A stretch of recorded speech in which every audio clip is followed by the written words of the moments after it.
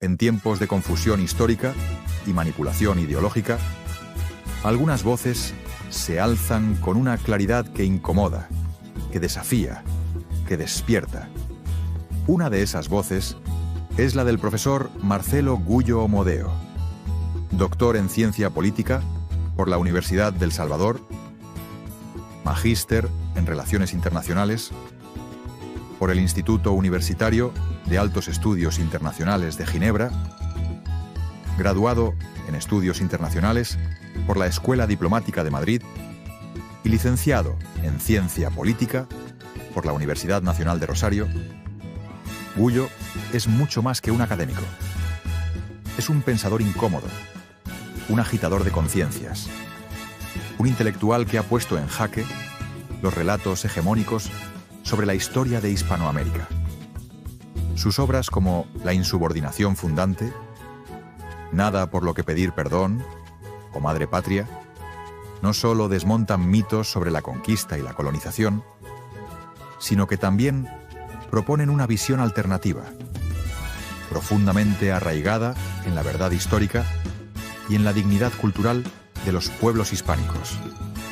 En este video escucharemos fragmentos esenciales de su pensamiento, ideas que no pretenden agradar, sino despertar, porque solo quien conoce su historia puede liberarse de las cadenas del relato impuesto.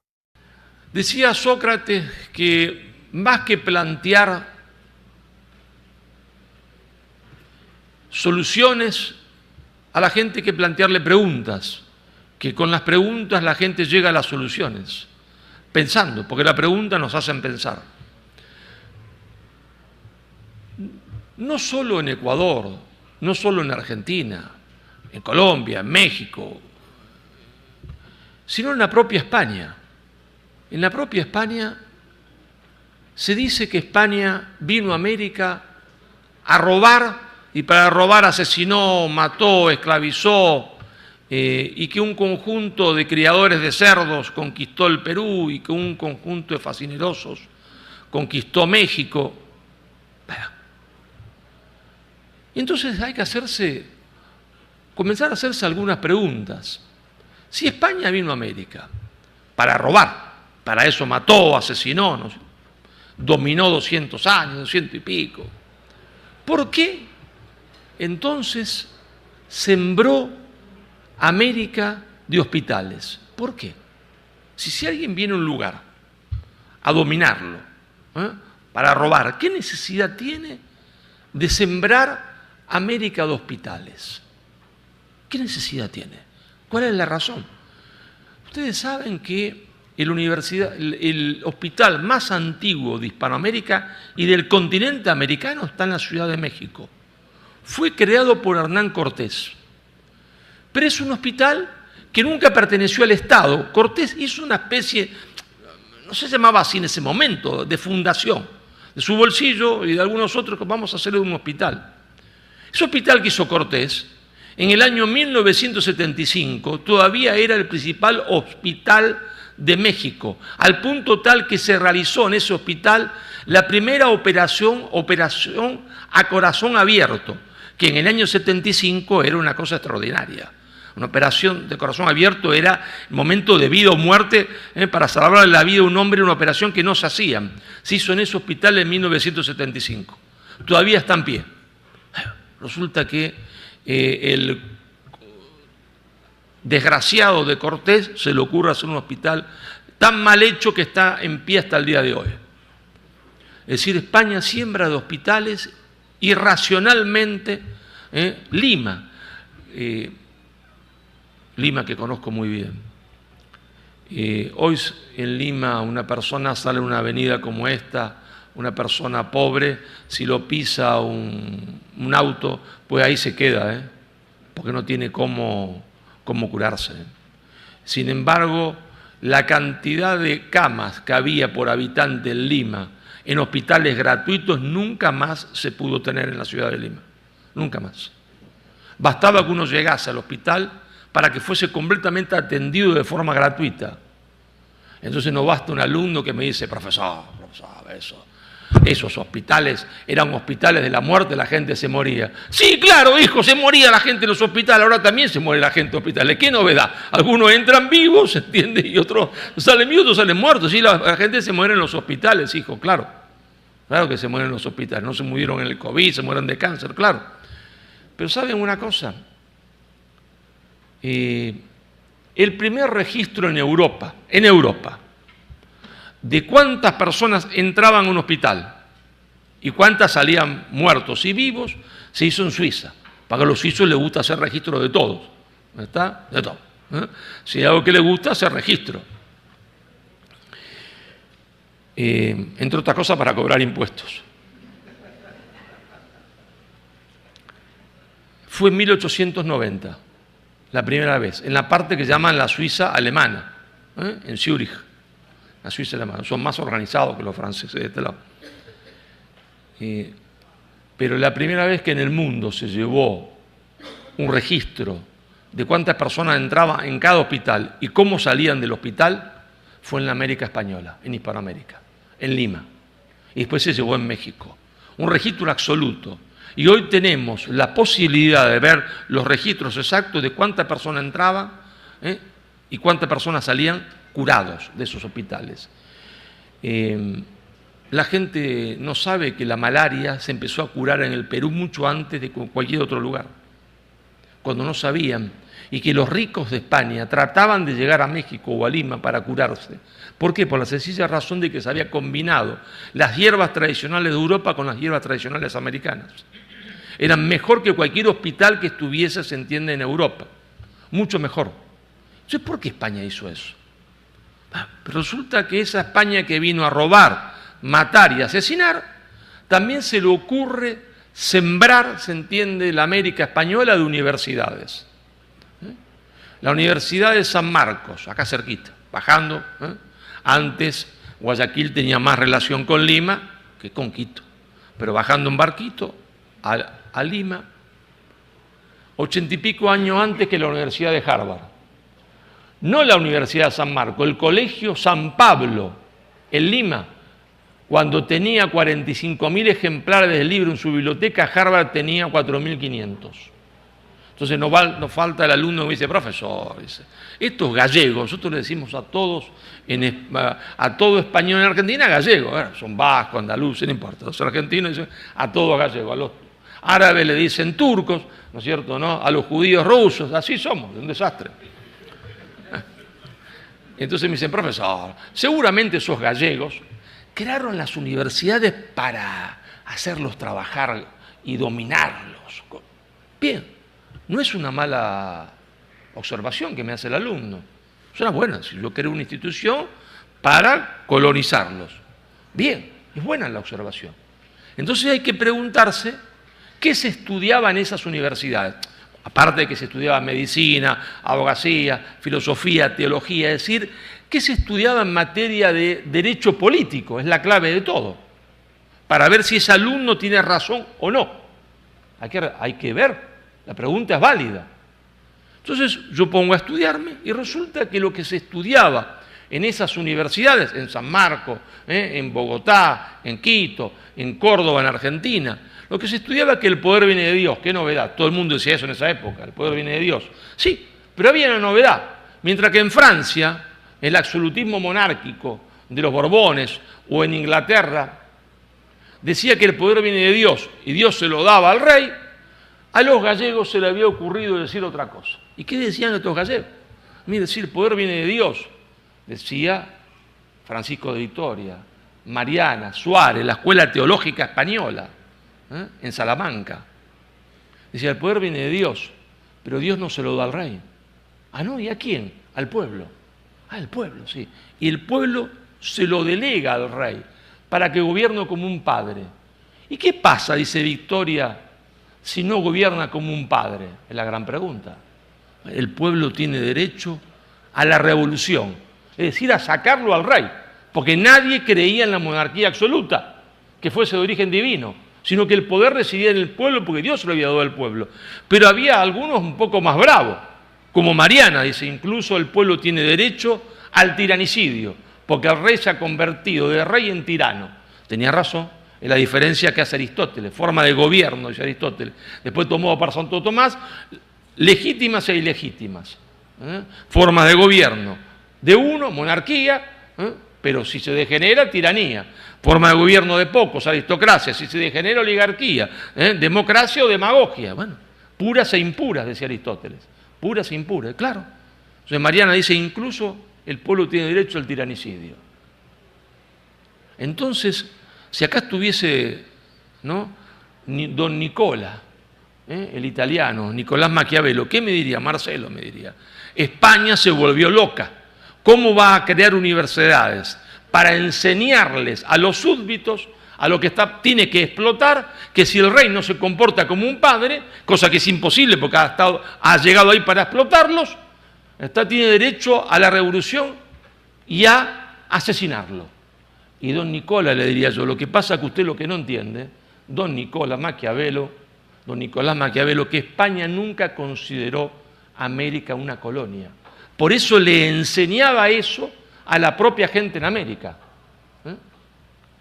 Pero si España vino a robar, y entonces hay que matar y dominar, ¿qué es lo que hace una potencia imperialista cuando va a un lugar a dominarlo, a robar, asesinar y quedarse ahí? Lo primero que hace es borrarle su lengua, ¿Saben lo que hicieron los estadounidenses en Filipinas? A mí me causa gracia cuando hay españoles, no entiendo que dicen los Estados Unidos son nuestros amigos. Bueno, yo con amigos como eso prefiero tener, se entiende, enemigos, ¿verdad? Con amigos como eso prefiero tener enemigos, ¿no? Le arrebatan a España Filipinas, bueno, Puerto Rico y Cuba. Todo mayor de 11 años que era encontrado en Filipinas hablando español era fusilado ipso facto. ¿O cómo se creen que desapareció el español de Filipinas? Porque la gente dijo, ahora no dejamos de hablar español. No. Es decir, fue una opresión y un genocidio gigantesco que los americanos, mejor dicho, norteamericanos o estadounidenses hicieron en Filipinas. Y borraron, se entiende, borraron el español de Filipinas, lo borraron. Me acuerdo, voy a estudiar a la Escuela Diplomática de Madrid, no le voy a decir los años porque me dice que ya estoy muy viejo, pero hace muchos años.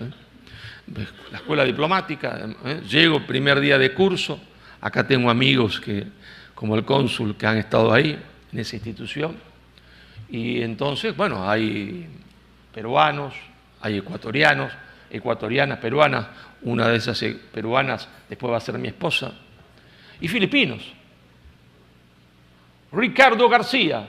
Ricardo, qué gusto, macho, sentate, vamos a charlar un rato. Ricardo no hablaba una papa de español. Era Ricardo García. Ricardo García no hablaba nada de español.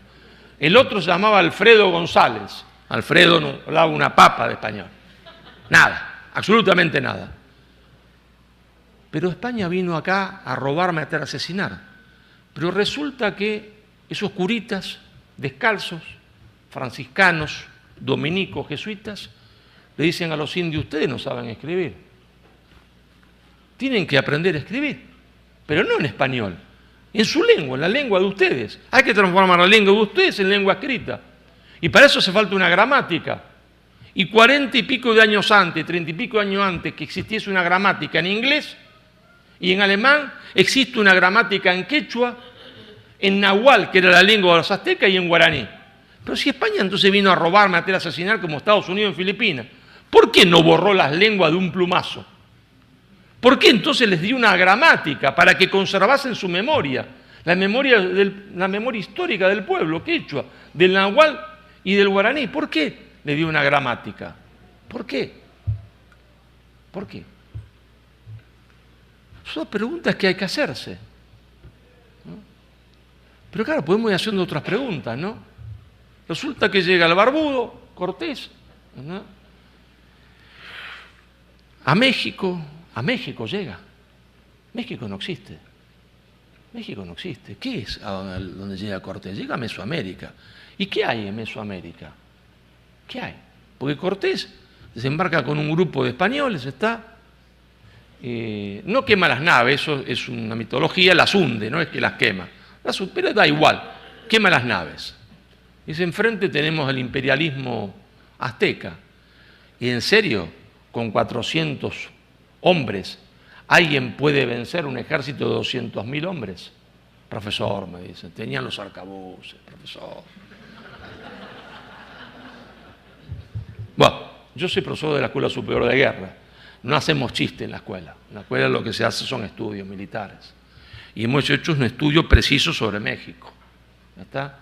Entonces se hacen estudios, por ejemplo, si uno, como hacen los norteamericanos cuando van a Afganistán, ¿cuántos hombres necesito mandar para matar a esos barbudos? ¿Ves? Con tanta cantidad de armas de esta naturaleza. Esto es lo mismo. Se puede hacer para el presente, el pasado o el futuro, esos estudios.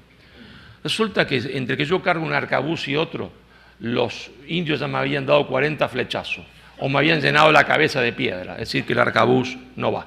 Como explicación de por qué 400 barbudos derrotan a un ejército de 200.000 hombres.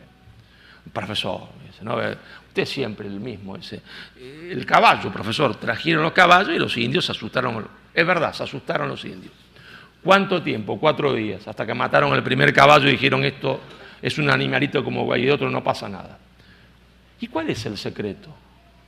Y el secreto es que la conquista la hicieron los indios. Ese es el secreto, la conquista la hicieron los indios, porque Cortés desembarca ahí y no hay México. Hay un imperialismo antropófago, que es el imperialismo de los aztecas, que si hablamos de pueblos originarios, eran originarios del norte de los Estados Unidos. Habían bajado caminando, los gallegos habían llegado en barco, estos otros habían bajado caminando, ¿no? Entre bajar caminando y venir por barco, no sé por qué son más originarios los aztecas que los gallegos. Los dos vienen de afuera, ¿no? Y los dos están ahí en un lugar que supuestamente no le corresponde, pero los aztecas también. La diferencia es que los aztecas han llegado ahí, han dominado al resto, ¿y qué le piden este imperialismo azteca al resto? Hace como los Estados Unidos, dame el petróleo en esa época no había, dame el cacao. No, el cacao no le interesa. ¿Está? Bueno, dame vacas, en Argentina vacas ahí no hay, ¿está? Pavos, no. Lo que le pide es tributo en sangre, es decir, le exige a los pueblos que domina que le entregue a sus hijos, a sus hermanos, a sus padres, a sus mujeres para llevarlo a un altar, arrancarle el corazón, ¿está? Y tirarlos por las pirámides para que el cuerpo se partiese. Muchos años los negros legendarios, negaron que se los comieran a los indios. Hoy todavía los mexicanos quieren negarlo porque es difícil reconocer que uno se comía el muslo del otro, ¿no? Pero cuando le preguntan al hijo de Montezuma, dice, mi papá era caníbal. Bueno, pero se comía el muslo nada más. El resto no, ¿no?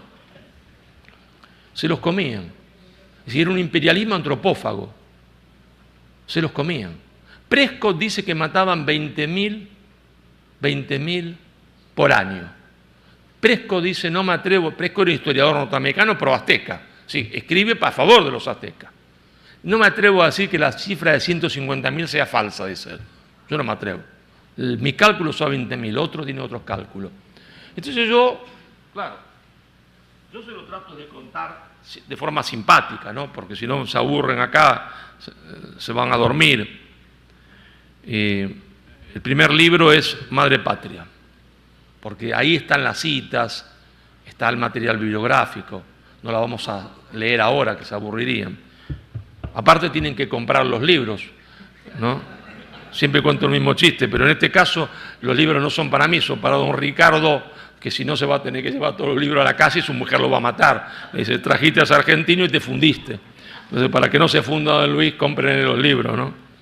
Nada por lo que pedir perdón. Y lo que América le debe a España. Entonces yo saco el cálculo y digo, bueno, ¿cuántos habitantes había en México? El estudio más serio lo hace Rosenblatt, de la Universidad de Buenos Aires. Rosenblatt no era católico, no tenía sangre española, era más bien un hombre que sentía cierta antipatía por España y el catolicismo, pero honesto. Y Rosenblatt dice, no había en Mesoamérica más de 4 millones de personas. Dice. cifra importante, porque ellos dicen que se mataron como 40 en todo el continente, y dice Rosenblatt, en todo el continente no había más de entre 2 y 16 millones, así que España no pudo haber matado 40 porque no había. Si uno saca la cuenta y quiere llevarlo a cifras actuales de cuántas personas mataban los aztecas, es el equivalente a matar 200.000 personas por año hoy en México, 200.000 personas por año. No se ha visto en la historia de la humanidad un genocidio tan extraordinario como el que llevaba a cabo los aztecas. Durante años todos decían, pura fantasía, usted miente, muy bien. Cuando cada vez ahora que hacen una excavación para ampliar el metro en México, para reconstruir algún edificio, para que la catedral no se hunda, porque México se hunde, encuentran la prueba de la verdad. Encuentran, se entiende, las paredes construidas con cráneos humanos y encuentran, se entiende, todas las paredes pintadas con sangre. Y cuando uno ve cuántos cráneos hay por metro cuadrado y sabe que ese edificio estaba construido todo así, uno puede calcular la cantidad de cráneos que fueron utilizados, es decir, la cantidad de personas que fueron sacrificadas y que hicieron ese edificio. No hay forma de justificarlo. Y entonces la cosa muy sencilla, Cortés no conquistó nada, no podía con esos hombres. Organizó a otros hombres, organizó un ejército de 300.000 indios que estaban hartos, se entiende, de la dominación azteca, hartos. Y entonces 300.000 indios derrotará a un ejército de 200.000. Claro, la guerra es así. Junto a 300.000 derrotan a 200.000. Profesor, me dice el alumno siempre, yo doy clase hace ya 25 años, ¿no? Que vengo batallando esto, pero los quechuas no se comían a nadie. Es verdad, es cierto. El imperialismo quechua perseguía la antropofagia. Los que eran antropófagos eran los guaraníes, los tupí guaraníes, en toda la selva ecuatoriana, en lo que hoy es Ecuador, Perú, Venezuela, Colombia, Brasil, Paraguay, eran antropófagos. Y los incas los odiaban porque eran antropófagos y los perseguían. Pero los incas eran un imperialismo feroz, totalitario, feroz como nunca se ha visto. Entonces el señor criador de cerdos, al que todo el mundo desprecia, que era Pizarro, Pizarro se reúne con él y le rezan junto a la Virgen, allá en el sur, abajo, en Andalucía, antes de partir. Y le dice su secreto. Mira, yo no conquisté nada. Lo que hice fue juntar a los indios oprimidos por los aztecas, hartos los aztecas, y marchamos juntos contra Tenochtitlán. Entonces no hay conquista de Tenochtitlán, hay liberación. ¿Saben por qué hay liberación de Tenochtitlán? Porque incluso los que vivían dentro de Tenochtitlán, si las clases populares sufrían, se entiende, la dominación de la casta sacerdotal y de la casta guerrera de los aztecas. Por eso no combatieron, no les interesaba combatir nada. Y entonces Pizarro se da cuenta que el imperialismo inca era totalitario absoluto. Absoluto. Y entonces se da cuenta que los huancas, los chachapoyas, todos los pueblos habían sido dominados por los incas. Porque la única conquista mala para los indigenistas es la conquista española de América. Y la conquista que hacen los incas de los otros pueblos, de los huancas, los chachapoyas, de todos los otros, esa está fenómeno. ¿Así? Está fenómeno. Pero para los chachapoyas no estaba fenomenal la conquista. Para los huancas tampoco. Yo de esto me sorprendí un día cuando llegué al Perú, ¿no? Porque yo también fui un colonizado cultural, también fui un negro legendario, porque así nos formamos todos. Y encuentro, se entiende, un señor que va a ser mi suegro, ¿no? Más indio imposible, ¿no? Y me dice, me habla peste de Cusco. ¿Viste qué le pasa? Digo, se enloqueció. Y peste de los quechuas. Me dice, yo soy huanca. Marchamos contra Cusco, porque nos habían dominado, oprimido, destruido. Y entonces Pizarro hizo lo mismo. No hay conquista de Pizarro del Perú. Hay un conjunto de pueblos que marchan contra Pizarro para terminar con el imperialismo quechua, pero mucho más importante que en México, porque la mitad de la clase política también estaba a favor de eso, porque los otros eran terribles.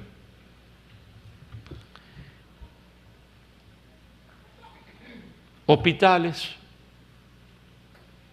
colegios. Y el resultado,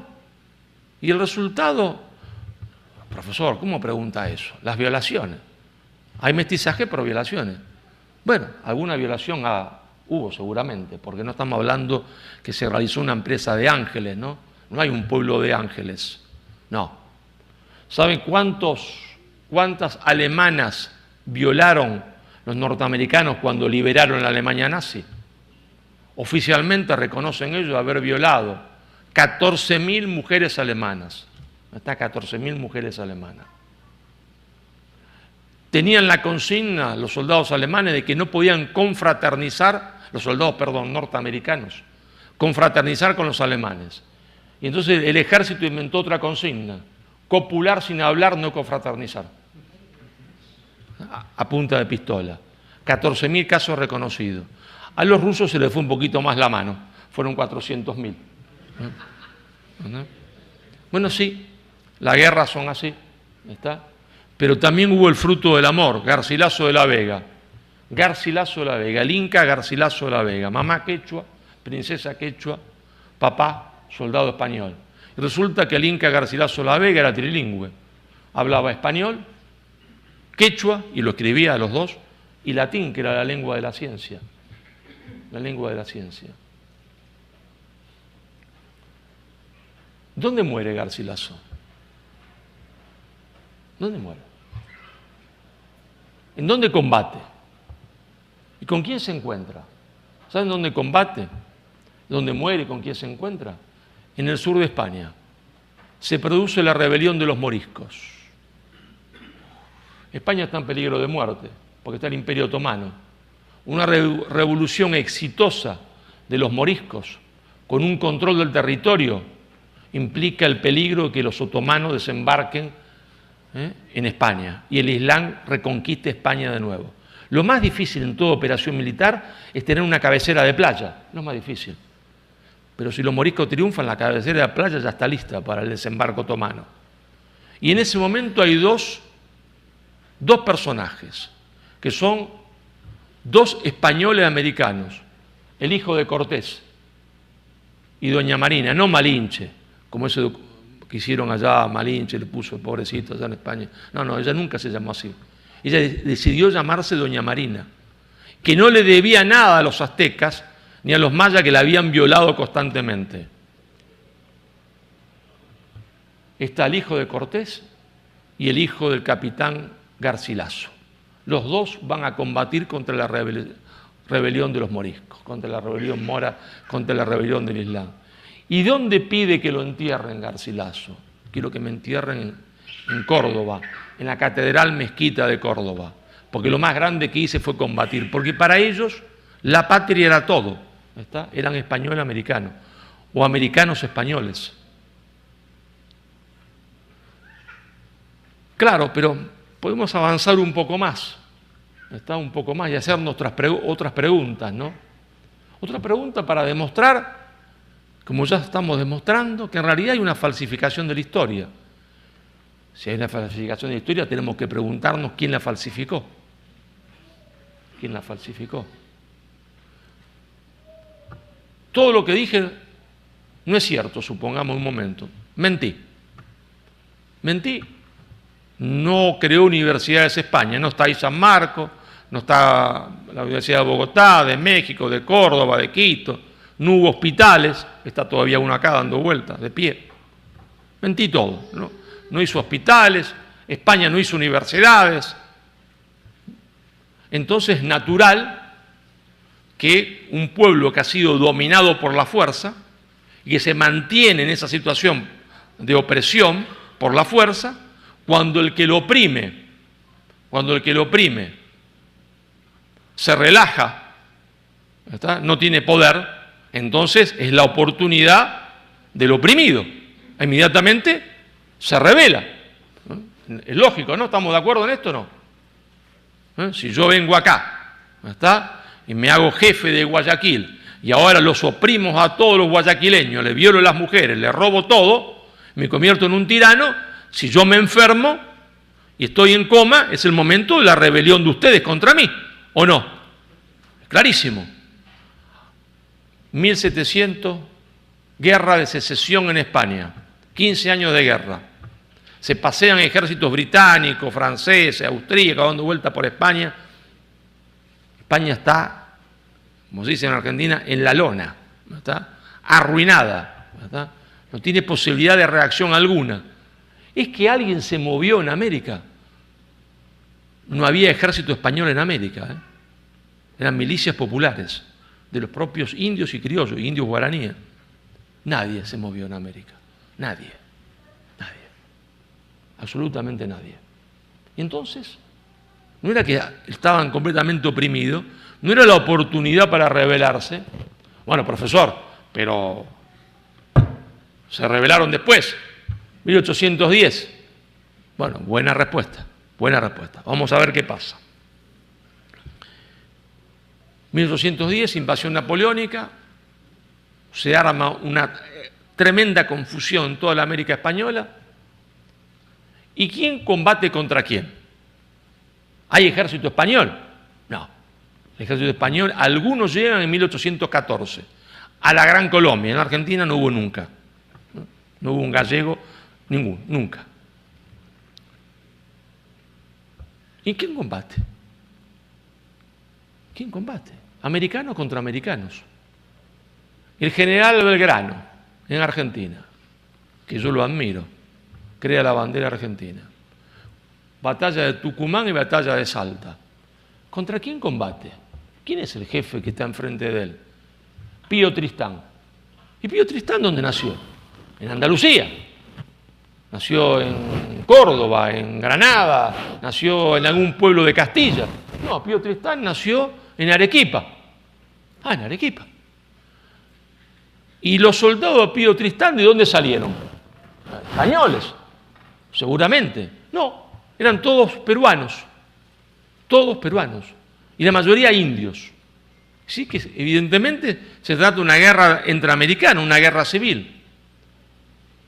Supongamos que también esto no es cierto. Y vamos a la última batalla, la batalla de Ayacucho, que también fue una guerra civil. Dicen los manuales de historia, uno lee, tengo 6 años, leo el manual, ejército patriota contra ejército realista. Bien, en los dos había españoles, curioso, ¿no? Curioso, en los dos ejércitos había españoles, los dos. En los dos ejércitos había criollos, en uno solo tenía que haber indios, en uno solo, en el que quiere la ruptura con España, dice la lógica, ¿no? 200, 300 años de explotación, de muerte, de asesinato, los indios tienen que estar en el ejército que quiere la ruptura con España. Resulta que no, los indios están en el ejército llamado realista. 6.000 hombres tiene el ejército realista y más o menos el ejército patriótico tiene también 6.000 hombres. Pero 5.000 indios tiene el ejército realista, 5.000 quechuahablantes. 5.000 quechuahablantes. 5.000 quechuahablantes. Y en el otro ni un solo indio. Y entonces, si España vino a robar, matar, asesinar, tenían que estar, se equivocaron de ejército. Profesor, usted siempre es mentiroso. Esos indios estaban ahí obligados, los gallegos lo obligaron, si no, los mataban a todos, si no querían combatir. No es mala respuesta. Yo ya me las sé todas las preguntas porque es lo que me hacen en clase. No es una mala pregunta o respuesta. No es mala. Entonces hay que ver qué pasa después con esos tipos. Esos tipos van a combatir al mando de Antonio Huachaca en lo que llamó la Guerra de los Castillos en el Perú, refugiándose en las montañas de Ayacucho hasta 1830. Claro, los enemigos de España no nos dejaron reflexionar sobre el porqué, porque los enemigos de España crearon la leyenda negra, formaron un tribunal de la historia que tiene las manos manchadas de sangre, un tribunal de la historia integrado por Francia, por Inglaterra, por Holanda, por Estados Unidos e incluso por la Unión Soviética. Ese tribunal de la historia, si uno repasa a vuelo de pájaro a Francia, patria de la supuesta libertad, igualdad y fraternidad, se encuentra que una pequeña región del norte de Francia se opone a la revolución y el comité en París decide que esa región, que la Vendée, debe ser eliminada de la historia de Francia, que la población de la Vendée debe ser exterminada. En algunos pueblos se llegó a masacrar el 80% de la población. Los hombres del ejército francés revolucionario tomaban a las mujeres y a los niños católicos y los tiraban en hornos de pan para que se quemasen y disfrutaban de sus gritos. Esto está en los partes policiales de las mismas autoridades revolucionarias que estaban asqueadas e indignadas, entiende, lo que estaban haciendo esas tropas. Pero Francia es el país de la tolerancia, de la libertad, de la igualdad. No hay leyenda negra, todo está bien, todo es rosa.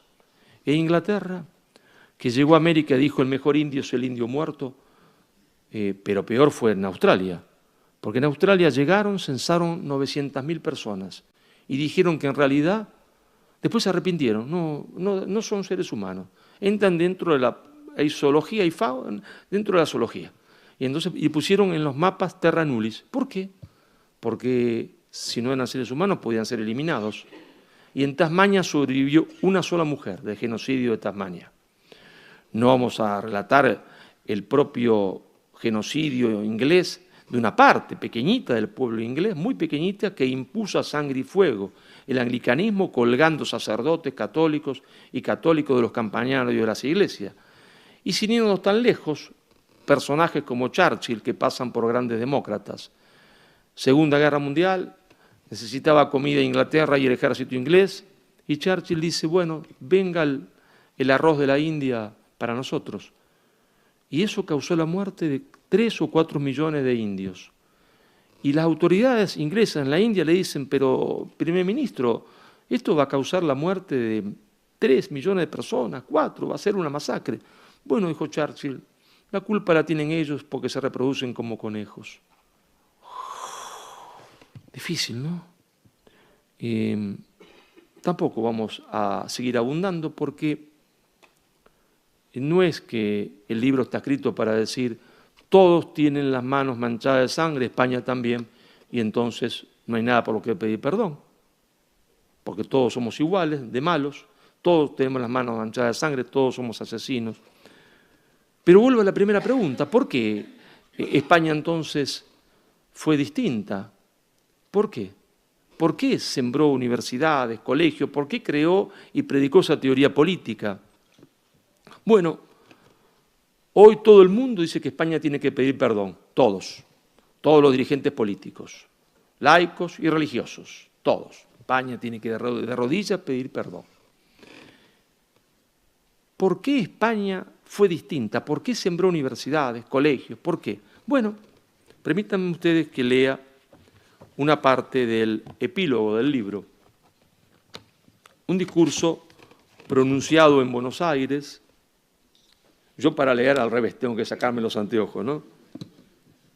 Un discurso pronunciado en Buenos Aires el 27 de mayo de 1975, un momento muy difícil de la Argentina, casi era una guerra civil. Por derecha y por izquierda el gobierno constitucional sufría atentados terroristas. Y ambos bandos que se disputaban el gobierno con esos atentados terroristas eran negros legendarios. Y había que tener mucho valor para leer este discurso en un colegio, un 27 de mayo, 2 días después del 25 de mayo. Mucho valor había que tener. Las personas cambian, ¿no? Lamentablemente, a veces. Y esa persona que hace ese discurso, en esa situación extremadamente difícil, con gran coraje, dice a los alumnos reunidos en el patio del colegio, Colegio El Salvador, somos hijos de una gran conciencia, porque la obra de España en América, más que una empresa, fue una misión. Una misión. No fue España allá para robarse el oro, sacar, no fue una empresa, fue una misión. Una misión, con lo que implica esa palabra. Fue una misión. Somos hijos de una gran conciencia, porque la obra de España en América, más que una empresa, fue una misión. Una misión del pueblo español, que se volcó a estas tierras con lo mejor que tenía, su cultura y su fe. Misión de los conquistadores que en 50 años recorrieron a pie el continente, fundando pueblos y mezclándose sin miedo con los indios. Misión de los misioneros, la de los franciscanos, que sembraron la devoción a María, el germen profundo de la unidad y la auténtica esperanza. De los americanos y de los jesuitas, que volcaron en estas tierras una tenaz voluntad de organización. Y después sigue diciendo, fuimos forjados por España,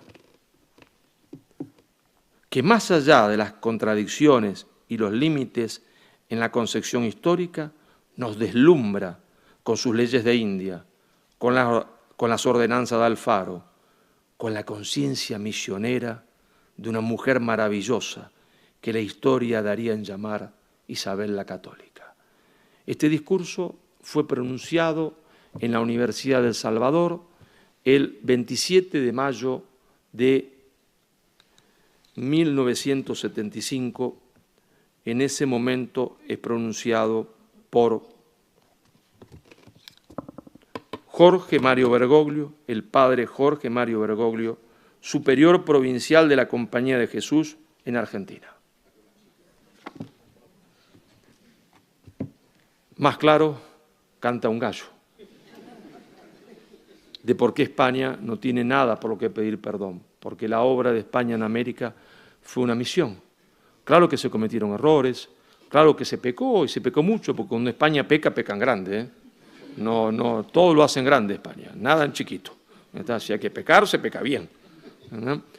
Pero si el árbol nos permite ver el bosque, veremos que el mundo anterior era un mundo terrible, un mundo de crueldades fantásticas, un mundo que cuando llega Cortés a tierra mesoamericana, lo que hoy consideramos México a la mitad, había un imperialismo antropófago que terminaba todos los años con la vida, dice Prescott, de 20.000 personas, pero Prescott dice, no me atrevo a decir que la cifra de 150.000 es falsa.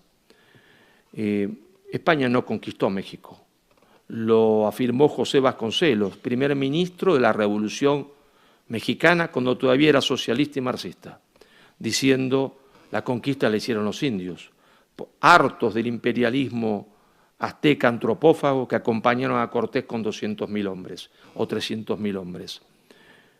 Pero España fue distinta.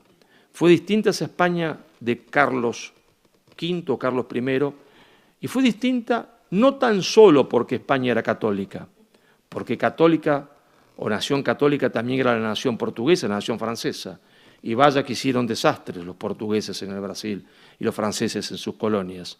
Veamos el África, ¿dónde están las universidades? ¿Dónde está el rosario de universidades fundada por Francia en África? ¿Dónde está el rosario de hospitales fundados por Francia en África? Fue distinta, y valga mi homenaje, mi humilde homenaje, porque existió una mujer maravillosa, esa de la que habla el padre Jorge Mario Bergoglio, esa mujer que la historia dio en llamar Isabel la Católica. Es la impronta de Isabel la que le dice a los españoles, como su testamento político, esas personas que ella apenas intuye que va a haber un continente nuevo, no serán jamás esclavos, serán personas libres, pero el derecho autorizaba a España que fueran esclavos, por eso Portugal esclaviza a los guaraníes, no serán esclavos, serán personas libres. Esos territorios que ni siquiera ella sabe cómo se van a llamar, no serán territorios coloniales, sino que serán reinos, reinos en igualdad de condiciones. Y uno podría preguntarse, cualquiera de ustedes, ¿es que el pueblo español acompañó esa decisión de Isabel? ¿Es que las autoridades posteriores, su nieto, su bisnieto, acompañaron esa decisión? Sí. ¿Y por qué? ¿Por qué? Bueno, porque España era distinta. Y era distinta porque había sido forjada en 700 años de lucha contra el imperialismo más cruel que conoce la historia. No hubo tolerancia de parte de ese imperialismo, que avasalló y conquistó la península ibérica y se llevó 20.000 esclavas, jovencitas, vírgenes, a Damasco para que sirviesen en Damasco como esclavas sexuales en los harenes de los distintos jefes. España enfrentó ese imperialismo 700 años. Y eso forjó una personalidad muy especial. Cuando Carlos I o Carlos V llega a España, jovencito, 17, 18 años, mucho poder. Él cometió muchos errores, yo hubiese cometido mucho más, 17, 18 años siendo emperador. Válgame Dios, como uno se le sube las cosas en la cabeza, ¿no? Él era un caballero, había sido educado en los principios de la caballería por su tía. Era leal, generoso, valiente. Estaba acostumbrado a charlar con caballeros, personas leales, valientes, generosas. En toda Europa había caballeros, sí, es verdad, pero eran una minoría. Y cuando Carlos llega a España, se cae, se sienta, se cae de traste. Permítanme la expresión. ¿Por qué? Porque se da cuenta que era un pueblo de caballeros. Todos los españoles eran generosos, valientes, leales, dispuestos a dar la vida por el otro, porque habían sido forjados en 700 años de lucha contra un imperialismo más cruel que ha conocido la historia y que le había arrebatado su territorio. Porque en esas noches que se estaba encerrada una pequeña fortaleza castellana en la llanura, en cualquier momento podía llegar al enemigo y entonces el señor y el siervo, el que trabajaba cuidando el ganado y arrando las mulas o los caballos, era igual que el otro, porque en la lucha todos estaban igualados, porque todos tenían que defenderse unos a otros. Todos eran valientes y generosos. Entonces ese pueblo acompañó la decisión de Isabel. Y por eso ese pueblo no hizo imperialismo en América. Permítanme ustedes que le lea una cita, la última, para cerrar, de un autor argentino, José María Rosa.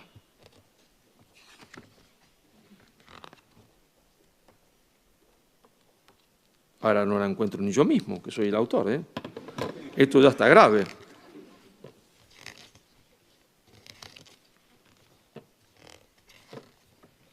Acá está, se pegaban las hojitas, pero acá está. Dice José María Rosa, ¿no? La guerra, la reconquista forma el alma española. Por eso, sus virtudes fueron el coraje, la fe, la hidalguía, la generosidad. El castellano valía más cuanto menor fuese su capacidad de miedo. El honor consistía en ser valiente, leal y generoso. Lo demás contaba poco. Era una moral heroica. Lo importante era el valor para afrontar la muerte, para mantenerse leal, para dar generosamente su dinero a quienes lo necesitasen, más que él. Era una moral señorial, como solamente tenían más allá de los Pirineos los señores educados para proteger la vida y la familia de sus vasallos. Por eso, un presidente argentino pronunció un discurso el 12 de octubre de 1947 y dijo lo siguiente: la obra civilizadora de España, cumplida en tierra de América, no tiene parangón en la historia. Es única en el mundo. Su empresa tuvo el sino de una auténtica misión. Ella no vino a las Indias ávida de ganancias y dispuesta a volver la espalda y marcharse una vez exprimida y saboreado el fruto.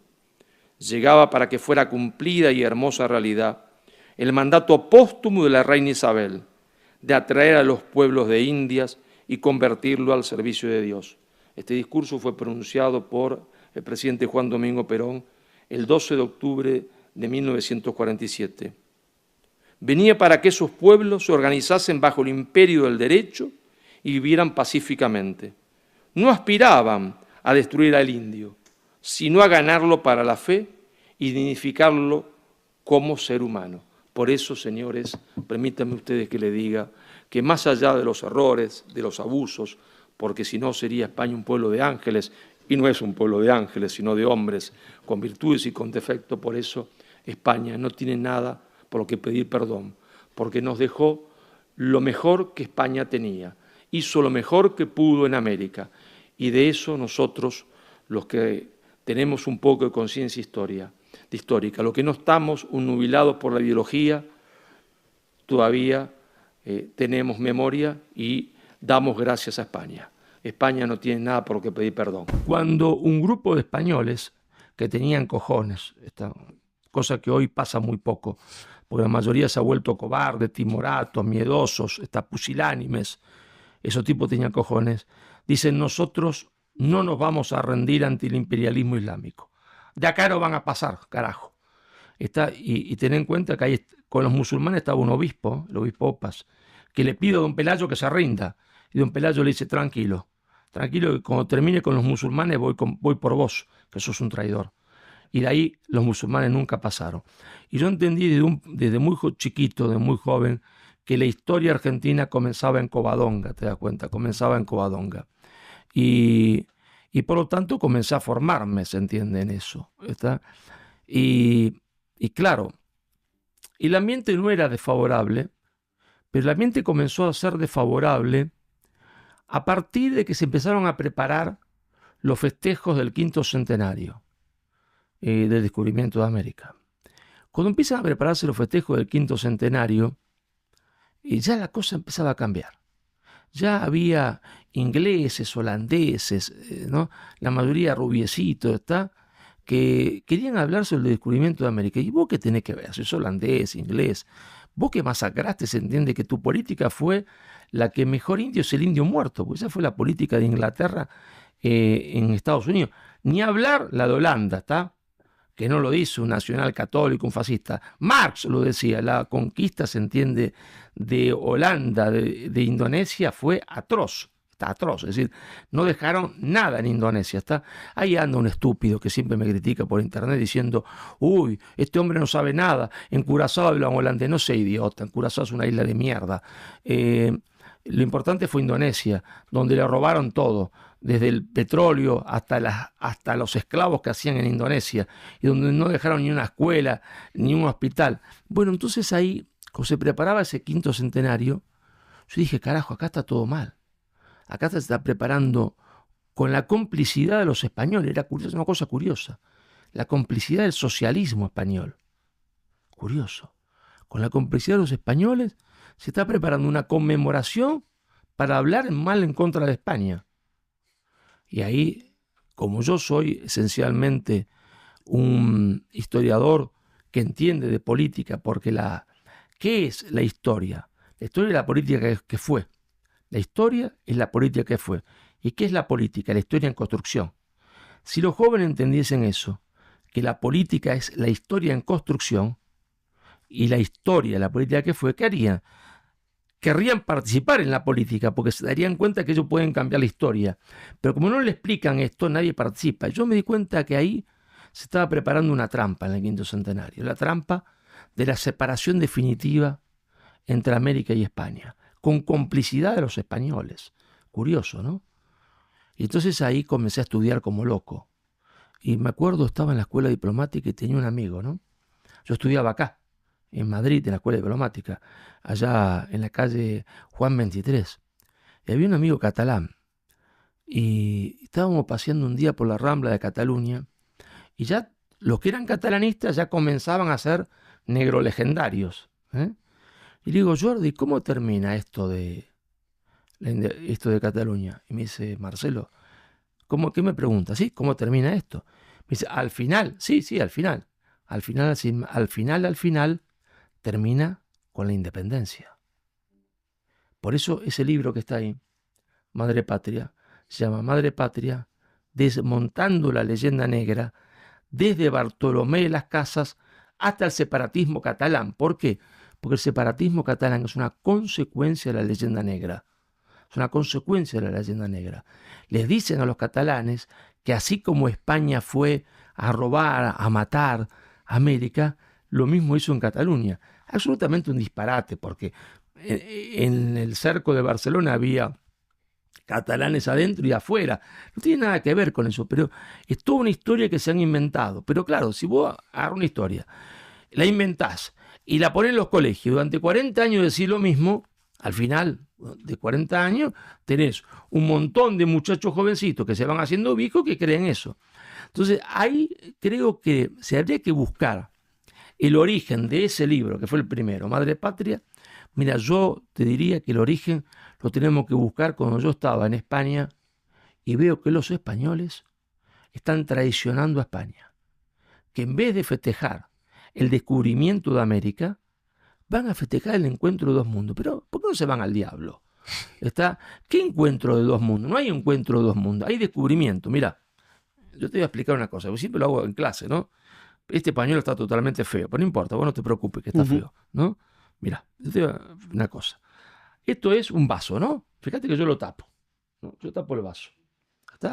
Está cubierto, ¿no es cierto? Supongamos que alguien viene, mira el vaso, pero no dice que acá hay un vaso o una copa. No dice nada. Lo conoce, pero no lo ha descubierto. Porque no se lo informa a nadie, no se lo cuenta a nadie. España, cuando llega a América, ¿qué hace? Descubre el vaso, lo da a conocer al mundo. Los vikingos habían estado antes, por supuesto, y quizás hasta los fenicios, pero los fenicios dejaron el vaso cubierto. No se lo dijeron a nadie. Los vikingos tampoco. Es España quien descubre América y la incorpora a la historia universal. ¿Te das cuenta? La historia universal. Y la incorpora para bien, porque podría incorporarla para mal. No, la incorpora para bien porque la verdad, y esto no tiene que resultar ofensivo, porque América era un infierno. Los conquistadores eran hombres, estamos de acuerdo en esto, ¿no? No eran santos. Santos hay muy poco en la historia de la humanidad. Y aún los santos pecan muchas veces. No te olvides que el Pedro, que era la piedra de la iglesia, lo traicionó a Jesús. Y había visto a Jesús hacer milagros, ¿eh?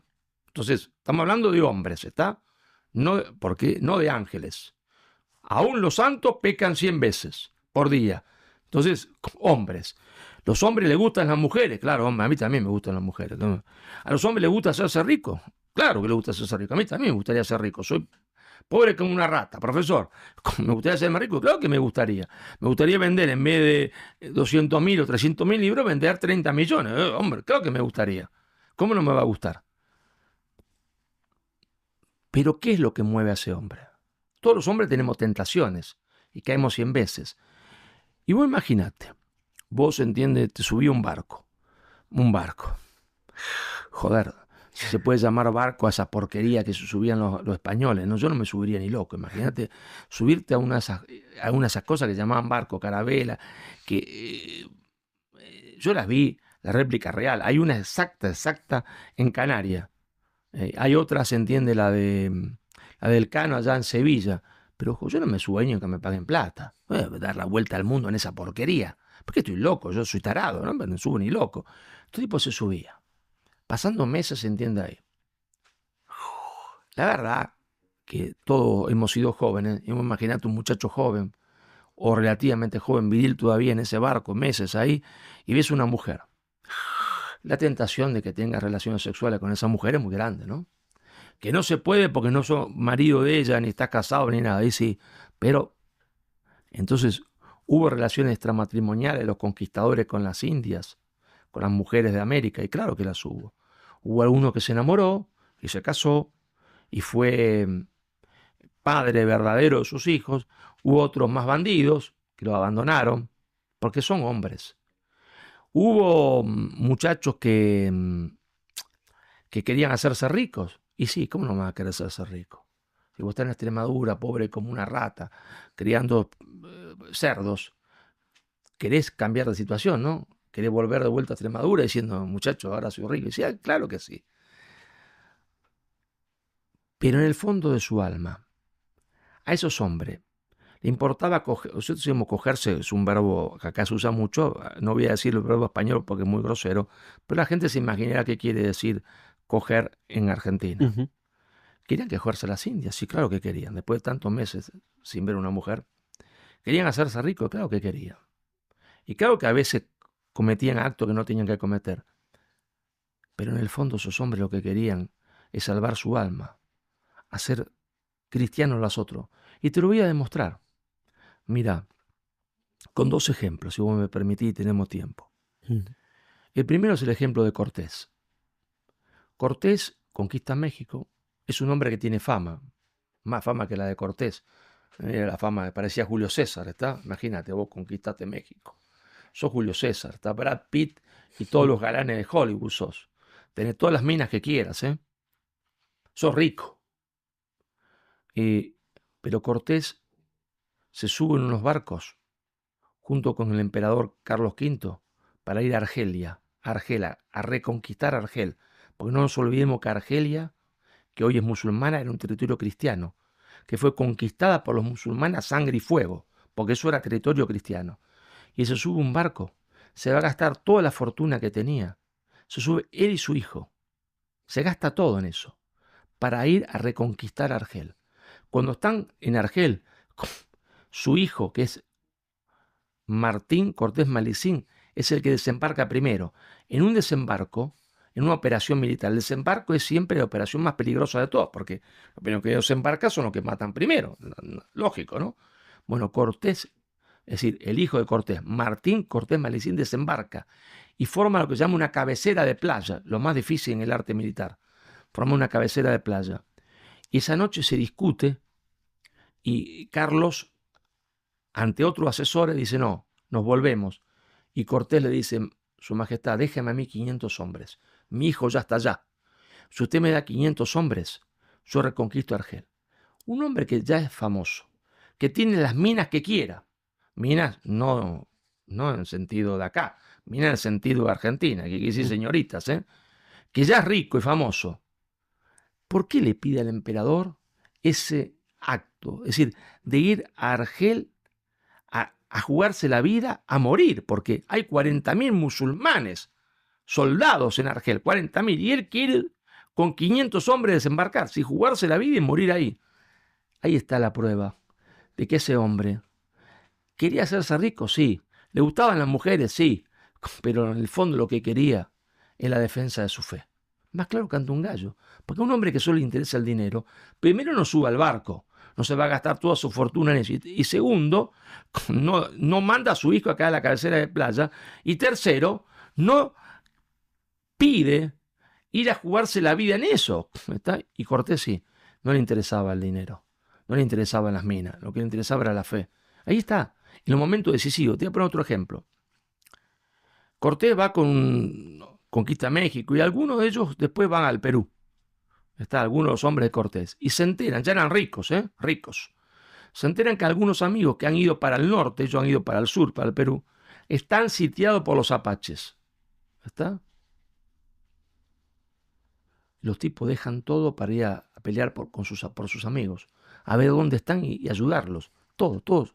Dejan fortuna, tierra, todo. Los matan a todos, ¿está? Porque para ellos era más importante salvar a sus amigos que la riqueza. Lo que pasa es que yo te voy a decir una cosa que la digo con mucho dolor y que me causa mucho problema decirla. La mayoría de los profesores de historia españoles y filósofos y antropólogos no pueden entender la conquista de América. Porque hay una gran diferencia entre esos hombres, entre ese viejo español que fue América y los hombres actuales de España. No tienen los cojones que tenían esos hombres. No tienen la valentía que tenían esos hombres. Entonces, ellos, que son cobardes, ellos que no tienen esos cojones, ellos que no tienen esos valores, piensan que todos son de su condición, sin cojones y cobardes. Entonces piensan que los que estaban ahí tenían que estar por el dinero, por el sexo. No, esos hombres estaban por otra cosa. Esos hombres eran verdaderos héroes. Lo que pasa es que ellos, que no pueden ser héroes, no pueden enseñarle eso a sus alumnos. Porque si les enseñan eso a sus alumnos, ellos aparecen como cobardes delante de sus alumnos. Ellos aparecen como pusilánime delante de sus alumnos. Entonces tienen que mentir. Porque no pueden ni mentir hasta inconscientemente. No digo conscientemente, hasta inconscientemente, porque si vos describís realmente a esos hombres parecen superhombres, no eran superhombres, eran hombres católicos, pecadores, muy pecadores, pero católicos, ¿está? Con unos cojones de puta madre, ¿está? Y entonces, la verdad es que si comparamos esos españoles con algunos españoles de hoy, no quise ir con todos, porque cuando aparece la crisis, vuelve a aparecer el viejo español. Fíjate en lo de Valencia, en la desgracia de Valencia. Un gobierno ausente, negligente, un gobierno asesino, que dice, si me piden ayuda, se las mando. Como pedazo de desgraciado. Si te piden ayuda, se la mandas. Se la tenés que mandar vos sin que te la pidan. Pero ahí apareció el pueblo español de nuevo. Ese pueblo español que yo admiro históricamente, ahí apareció. miles de voluntarios, te das cuenta, yendo a Valencia. No importa si me enfermo en Valencia, dejo el trabajo, voy a sacar barro, voy a ayudar a la gente. Ahí apareció la España que yo amo, te das cuenta, apareció ayudando a los valencianos. Ahí apareció la España verdadera, la España que no debe morir. Yo combato por esa España. Y escribo los libros para que esa España, la España verdadera, no muera. Esa que apareció, se entiende, ayudando a los valencianos. ¿Te das cuenta? Que fue allá sin pedir nada. Que fue ayudar sin ánimo de lucro. Que fue sin que el Estado se lo pidiera. Contra el Estado. Esa es la España verdadera. Esa es la España que fue América. Esa es la España que fue América. Escuchar a Marcelo Gullo no es simplemente un ejercicio intelectual. Es, en realidad, un acto de descolonización mental. En un continente donde las élites han sido educadas para despreciar su herencia y avergonzarse de su historia, Gullo irrumpe con una tesis radical: que la conquista no fue un genocidio, sino un mestizaje; que la civilización hispánica no vino a destruir, sino a construir; y que la verdadera dependencia comenzó no en 1492, sino en el siglo XIX, cuando las nacientes repúblicas americanas rompieron con su raíz común. Su pensamiento es incómodo porque obliga a revisar lo aprendido, a mirar con nuevos ojos lo que creíamos verdad. Nos invita a preguntarnos: ¿quién escribió la historia que nos enseñaron? ¿A quién le convenía que creyéramos que somos pueblos vencidos, colonizados, eternamente víctimas? ¿Y por qué seguimos hablando de Latinoamérica en lugar de Hispanoamérica? Para Gullo, la insubordinación no es rebeldía vacía. Es el acto consciente de un pueblo que reconoce su identidad, que recupera su autoestima histórica y que se planta frente a los poderes globales con dignidad. No hay libertad sin memoria. No hay justicia sin verdad. Y no hay futuro sin identidad. Por eso, el mensaje de Marcelo Gullo no es solo para historiadores o politólogos. Es para todos aquellos que quieran entender por qué estamos como estamos y cómo podríamos dejar de estar. Porque mientras no cambiemos el relato, seguiremos siendo narrados por otros. Y un pueblo sin relato propio es un pueblo sin alma.